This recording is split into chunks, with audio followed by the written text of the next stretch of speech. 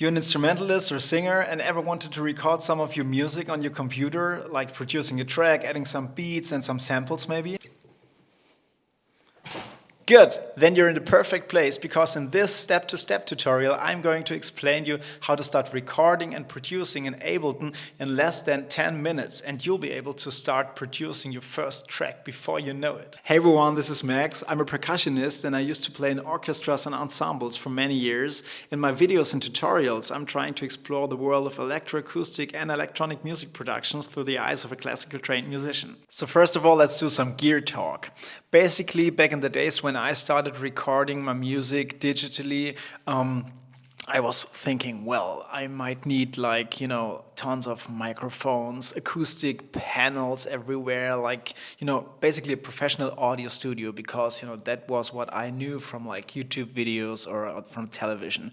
But I have to say, and that was also the thing that I learned very quickly back in the days, you don't have to have anything super professional to start recording. Yes, there might be additional things to buy later on during the process, but at the beginning you could really record something with your phone and import it into your software and work with that.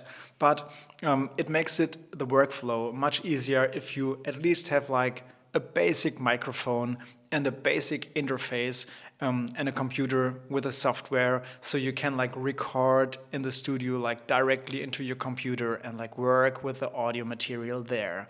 I'm going to show you very basic equipment now and how to set it up before we start recording something. I'm using the Scarlett 18i20 interface at the moment because it has slightly more inputs, and the more professional I got with my recording, I wanted to be able to record several microphones at a time without switching. But when I started off, I only had this little version of the Focusrite interfaces. I'm going to link that down in the description, which allows you only to input 1 or 2 microphones and headphones. So this was totally enough for starters, and if you want, you can totally start with that. One of my favorite microphones until the present day is the Shure SM57, a classic that was formerly the famous under $100 microphone, but unfortunately because of all the inflation and stuff, it's now $105. Back in the days, I bought a bundle of a microphone and an XLR cable because you need to have something to connect the microphone to the interface, obviously. These bundles are still available. I'm going to link some in the description.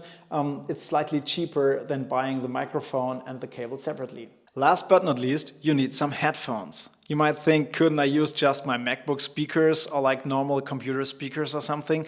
No, the problem is if you're listening back to some music and the microphone is activated, like you recorded a track and you want to record something over that while you listen to the track, you might cause a loud noise that we call feedback, and this is going to disturb your microphone signal and you will not be able to listen to the stuff and also not be able to record something. Basically, you could start off using your phone headphones for the recordings, but the reason why many musicians use this over-ear headphones, which means they're covering your whole ear when you wear them, is that you cancel any kind of outside noise. So you really hear what comes out of your computer where you record and are not getting disturbed by the room audio. One important note if you want to use your phone headphones is make sure you get some old school ones with the cables on it, because if you use your Bluetooth headphones, the Bluetooth connection might cause a long delay of the audio signal, and so you record something and you hear it much later on the phones.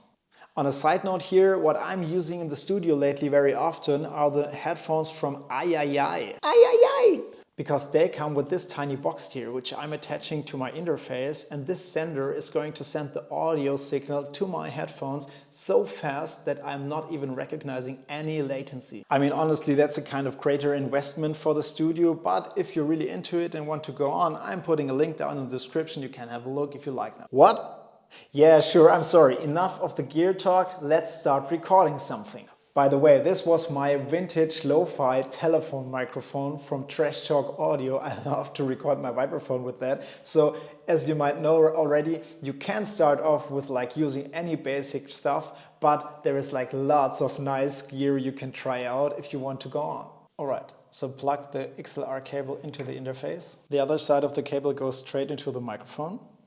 You can see the symbol that shows us this is the place to plug our headphones in. Plug the interface into your computer, power on, and we're ready to go. Alright, so we're into Ableton Live now. This is the DAW, which means Digital Audio Workstation, that I'm using most of the time. Most important thing, we plug the microphone, the headphones into our interface, plug the interface into the computer and turn everything on. But as you can see here in the right corner, this red off means that the audio is still off, which means we have to look into the settings and see under audio, you have to select an audio input device, which means something that brings audio into your computer to tell the DAW Ableton where the audio comes from that you want to record. Put that down. You could say the MacBook microphone, you could say the iPhone and use this as a microphone, but you can also use our interface. If your interface might be not listed here, by the way, there might be the necessity to install any kind of driver, but this information usually comes with the interface when you buy it. Next is audio output device, and output means select the device which the audio from Ableton should be sent to when you play. So where like the speakers are connected or the headphones are connected that you want to listen with. We also choose the same interface because our headphones are also plugged into the same interface, but you could also choose like a different output if you may like. Maybe if you use your phone headphones and you want to attach them directly to the computer, you could also see the MacBook output here. I'm not going too much into the rest of the settings here because this is like a bit like more detailed talk. Only things like input configuration and output configuration makes possible to configure how many inputs and outputs you want to have. But as you probably have an interface that has only like 1 or 2 inputs or outputs, that's not too interesting for you. That's like a later thing. As this is a super beginner tutorial and we basically want to record music super fast, only a few words on sample rate and latency. Sample rate is basically the amount of samples that is taken from your audio signal every second. The higher you choose the sample rate, the more detail and the more quality your audio signal gets, but the bigger your files also get. So usually I'm using 44,100 or 48,000 here. We are going with 44,100 for the moment. So latency is a thing we talked about earlier in the video when it was about using Bluetooth headphones or the cabled ones. And latency basically here means the time that it takes to process the audio signal that you produce in your studio, like playing an instrument or singing or something, into the microphone, where it gets into the computer, becoming a digital signal that's being recorded, and then getting this back to your speakers or your headphones so you can listen to it. This latency has a lot to do with the buffer size, because the buffer size basically is the amount of data that is being processed of your computer at a time. So the rule is the lower the buffer size, the lower the latency, and the higher the buffer size, the higher the latency is also. So the reason why there are different buffer sizes here is like that it depends on the power of your CPU, like the power of your computer, how low the buffer size can be, and you are getting a good audio quality at the same time.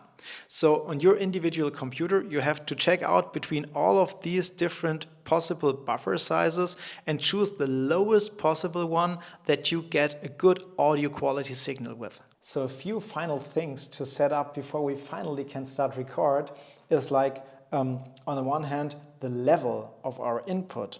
So at this moment, I'm having the microphone in channel 1 of my interface, and you can see we have like several tracks that are already set up here when I start Ableton. The first 2 are MIDI tracks, we will come back to that later. And these 2 are audio tracks, which means we can record some audio material on this one. For the first track, we want to use this track number 3 audio. And you can see our audio input comes from external in, which means like external in is the interface we attach to the computer. And here I chose channel 1. I can choose like also different channels if I have attached a microphone to this, or use a stereo setup of several microphones. But for now, we're going with channel 1.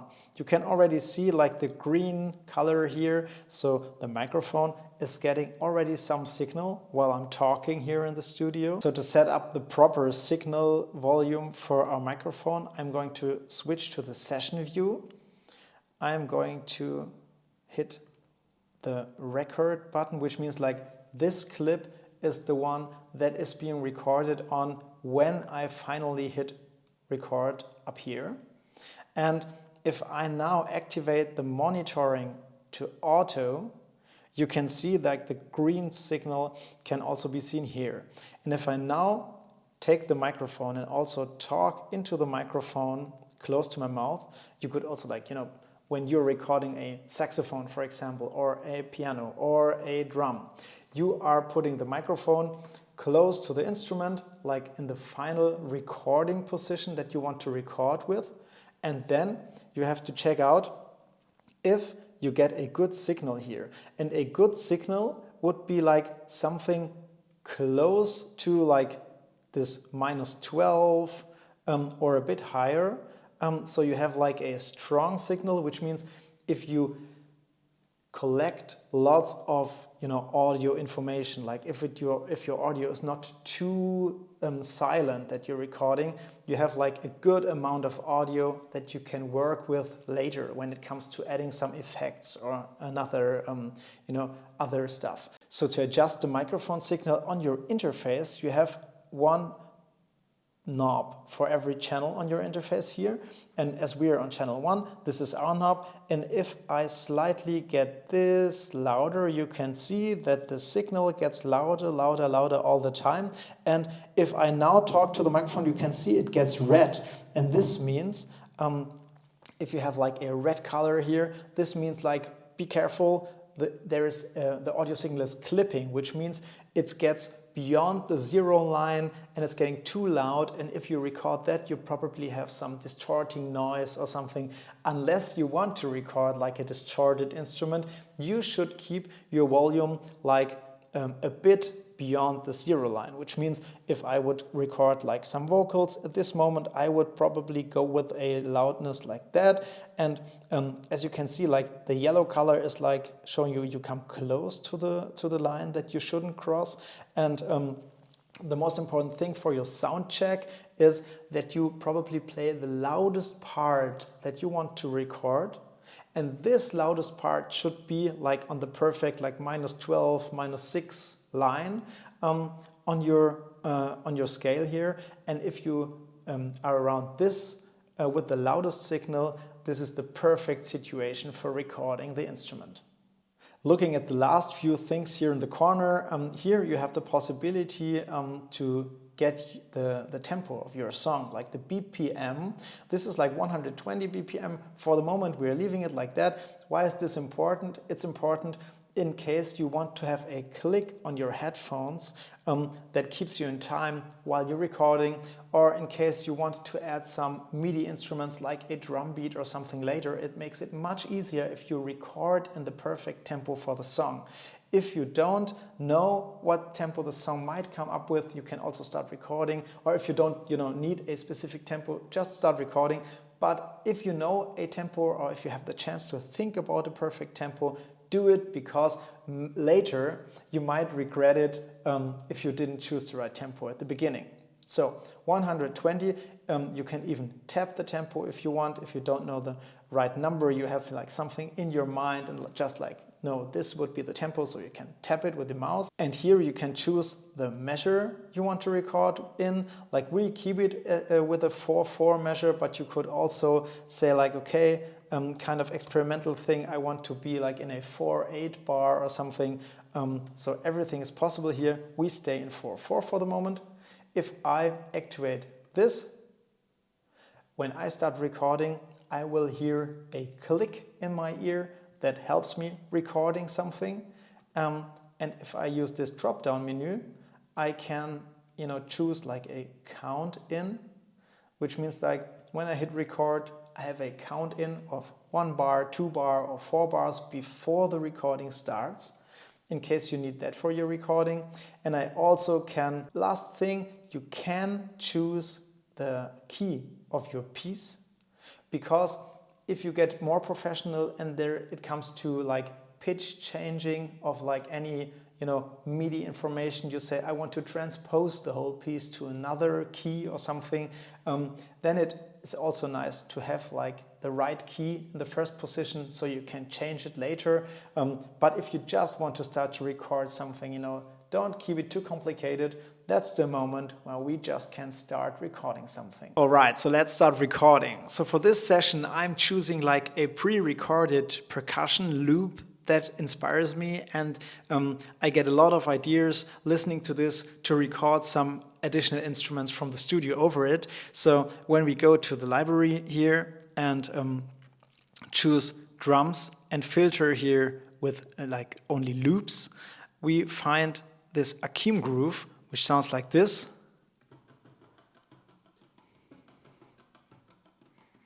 And if I now want to use this as a loop for my recording, one possibility is like I just click and grab it over here, like in the track number 3 to use that. And the thing is, like, if I would use this, the only problem would be if I record over it. You can see like the snippet is only 4 measures long.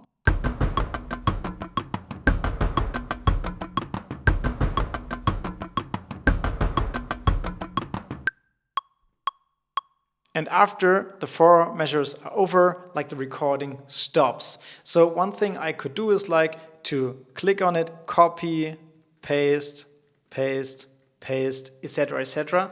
But as I don't know exactly how long my recording might be, and I don't want to have the situation that the beat stops, but I'm in the middle of like a creative recording, I switch to the session view and I am like click and grab it here. Let's keep it with track number 3. And now I copy this little drum loop in the clip here. And if I double click on it,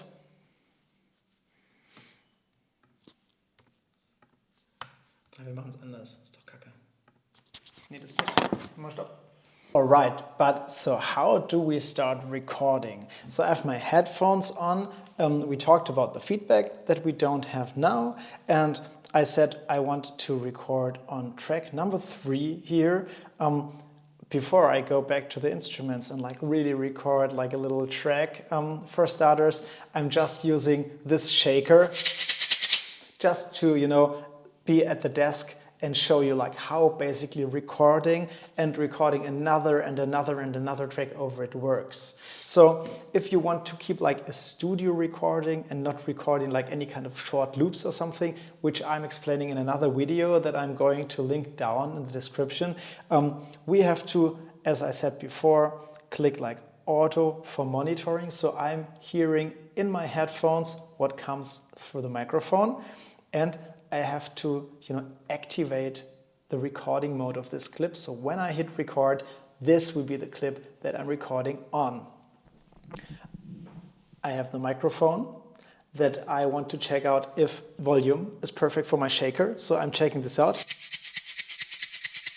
So the shaker is like slightly too loud. I might accidentally, pass the 0 line and have some clipping and some distorting noises. So I'm going to turn down the volume, like the gain, on the interface a bit, so the microphone gets slightly less loud. Check that out. Yeah, we're like slightly under -12. I get a bit louder. Can get a bit more maybe.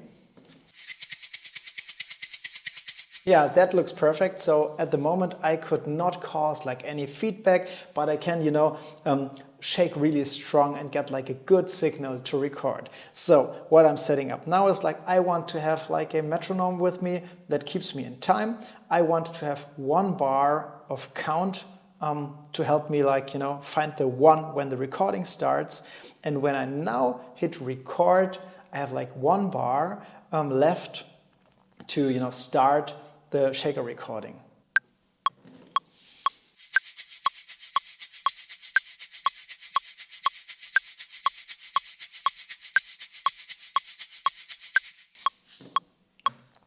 Alright, so I played until the next one, even if I knew I wanted to start at the end of the measure, so I'm in time, which means I'm cutting off the recording at this point.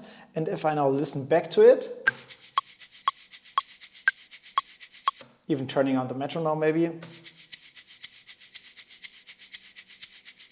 so the sound quality is quite nice, and as we can see here also, the amplitude of the recorded material is big enough, so we have something that we can work with. It's not too silent, it's not too loud, no clippings, perfect dynamics, that's nice. So before we start recording some more tracks, maybe you can expand your arrangement, record the whole song, your instrument first, maybe a little bass or a little drum beat or something afterwards. I will show you one thing. If you double click on the track, you have the option drop audio effects here. And this is a thing that's quite important even if you start recording, because you might have some frequencies in your recording that are not perfect for your instrument. Maybe some accidental bass sounds that cause a whammy sound, or something very high that disturbs your general sound of the song. And so you have the possibility to add a EQ here, to say which frequencies might be the ones you might hear best in your track. And also if you want probably to add an effect, a reverb or something, this is the place to drop it. So for example, if I choose an EQ, and let's see the shaker is very similar to a hi-hat in a drum groove, I choose this preset, maybe hi-hat EQ, and I drop it into this place here. What we have then is, you can see this EQ is from now on activated for this track. So every sound that is happening in this track is running through this EQ, which changes the sound of my shaker a bit, makes it kind of better. If I like this, you can also change it to another EQ, of course. And second one that I like for this one, I'm just showing you this as an example, is I'm going for the plugins, and I really like the reverb plugin Raum by Native Instruments, but there are also lots of Ableton plugins that come with the program. So I have one option here that has this, if you choose the small room, there is this percussion ambience option. And if we listen to our shaker with this light percussion reverb option, it sounds like this.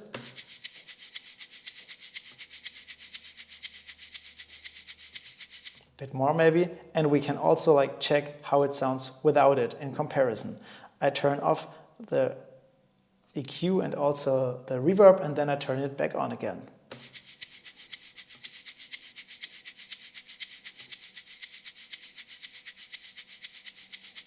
It's not much reverb, but I like it very much because it makes the shaker slightly bigger. There are also other options that cause more reverb, like this airy option.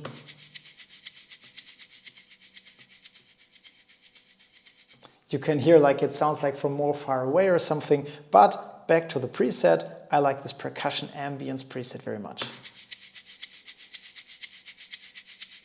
So now we're ready to go to record a second track, for example. So let's go with, I'm going to Command R, rename this.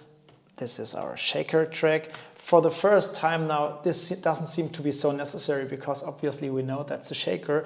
But if you end up having a song with 100 stems and more, you are happy if you named each track and you don't have to re-listen back to everything to find out which sound is on which track. So next would be track number 4. What we have to do here is to choose the external in microphone channel 1 again, because you can see our microphone signal comes through channel 1 here.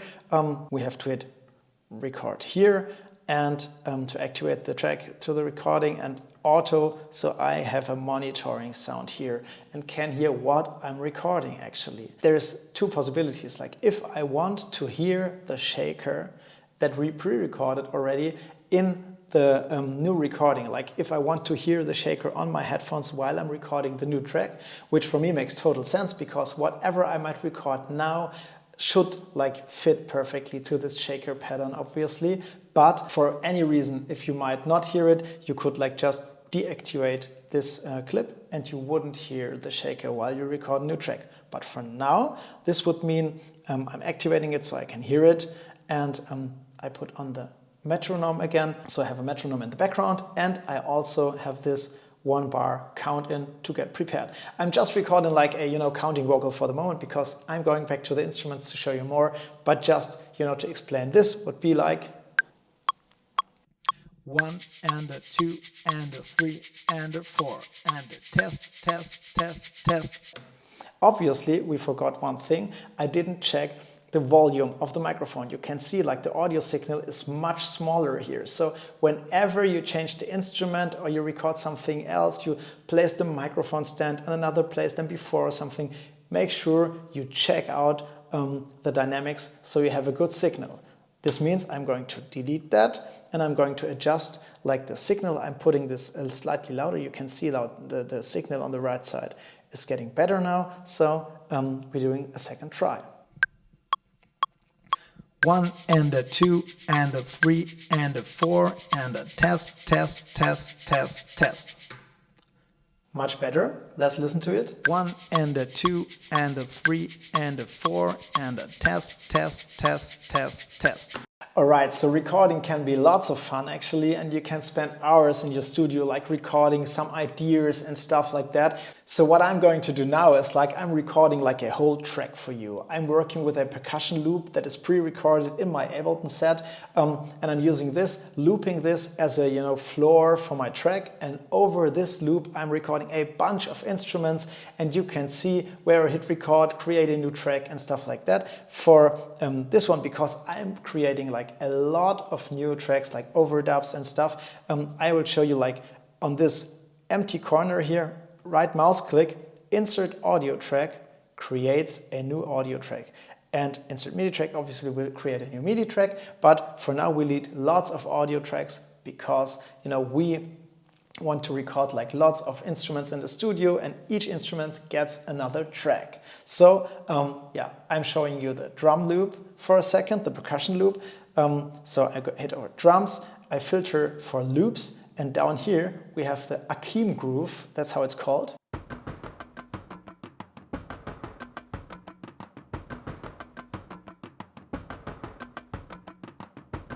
So this is like a 4-bar groove, and it has 120 beats per minute, which is perfect for our set. I have two options now. I can like just drag and drop it here into our, I'm going to delete the shaker track for the moment, so into our track. And what would happen is like I would play the track while I was recording, but whenever the yellow track here is over, like while I'm recording, watch what happens. So whenever the track is over, like the audio stops and the beat is gone, which is like a bit problematic if I want to record like a track and I don't know how long my playing will be, like the situation you want to improvise with your vocals or your saxophone or your violin or whatever you play, and you have like a loop that you want to play with and you don't know, how long you're getting creative. Maybe you have to take some time to get like a good phrase that you want to keep in the track. So you would like this groove to repeat on and on and on as long as you want to record it. So what to do now would be like we delete it here, we jump over to the session view, and if I now drag and drop this clip here to one of these little places, which are called like the clips in Ableton, and I hit play,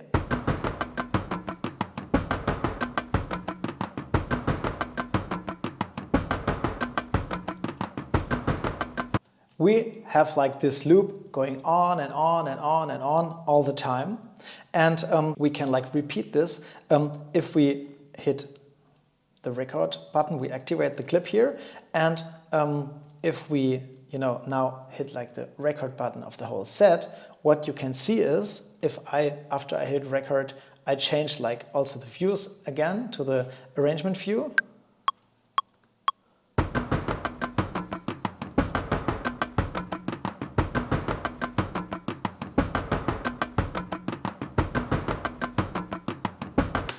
You can see like the drum loop, the percussion loop is being recorded on and on and on and on, because in the session view over here, if we double click on this, it's, there is this loop option activated, which means these 4 bars are looped and repeated all the time until I either stop this single clip, so the loop stops, or I stop the recording. This is perfect for our example now, because I want this clip to be re-recorded all the time. It should be looped while I'm playing, and then I hit stop, and the whole set should stop, the recording should stop, and I'm recording like another loop, another recording over it. So I'm starting with vibraphone, maybe with some percussion. I'm just getting spontaneously inspired, and you can watch me recording a whole track or a whole percussion studio loop from this little percussion groove.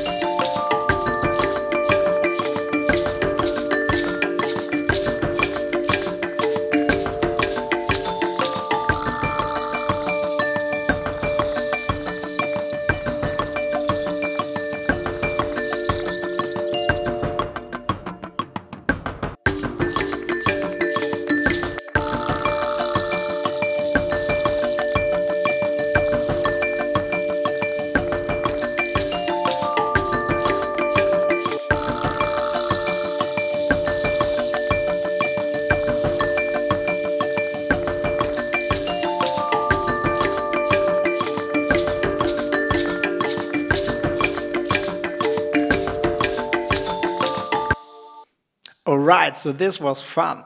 As you could probably see, I did a few things that I didn't comment during the production process, which means like I recorded like 4 measures of like percussion, loops, layerings that came to my mind spontaneously.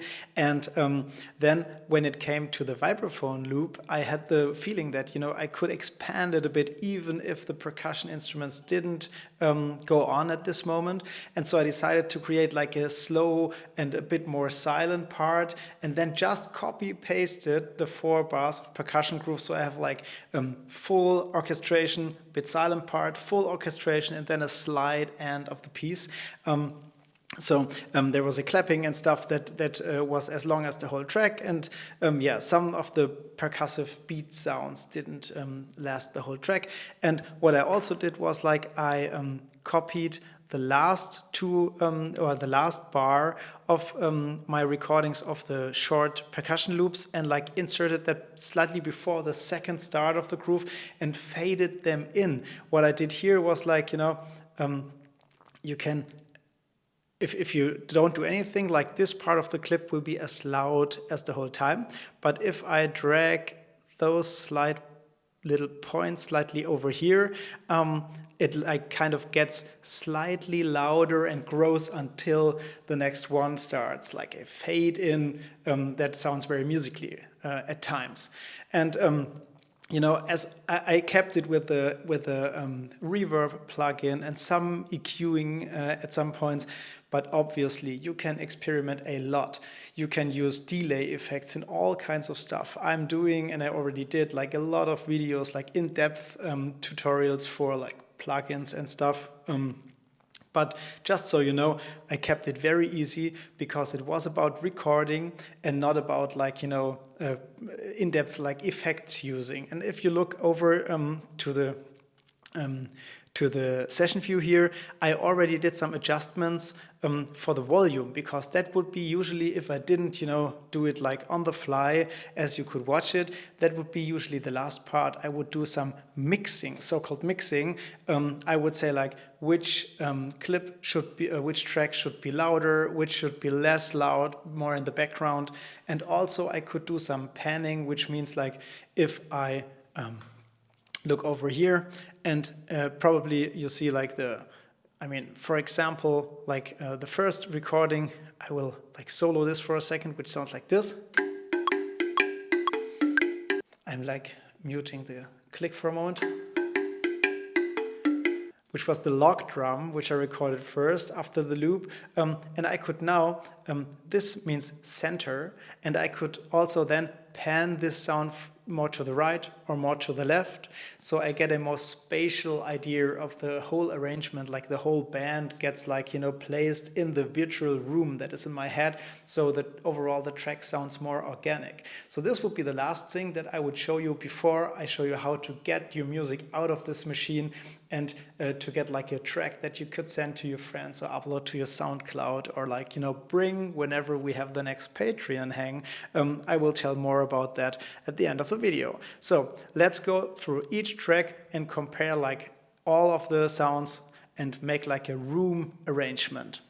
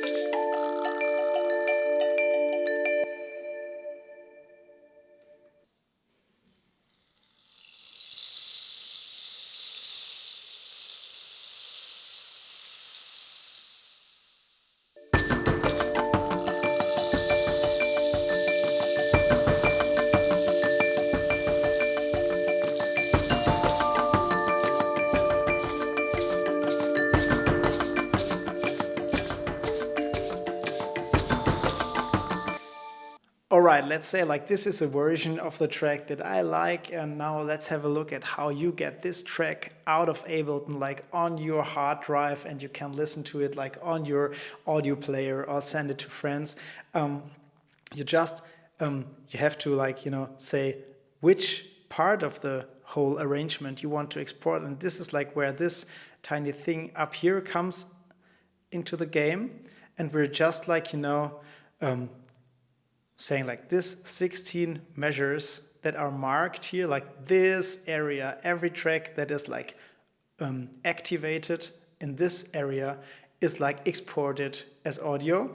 And then we go to File, Export Audio. For now, I'm choosing like WAV format because like the quality of WAV in 24-bit depth is like usually what I prefer. And as we record it in 44-100, we also keep it here. And like, you know, there are in-depth tutorials of all of the rest. I'm not going into much detail here, so you get your music fast. Hit export. I'm using like a folder for our YouTube tutorial here, and I name it like final track. Hit save.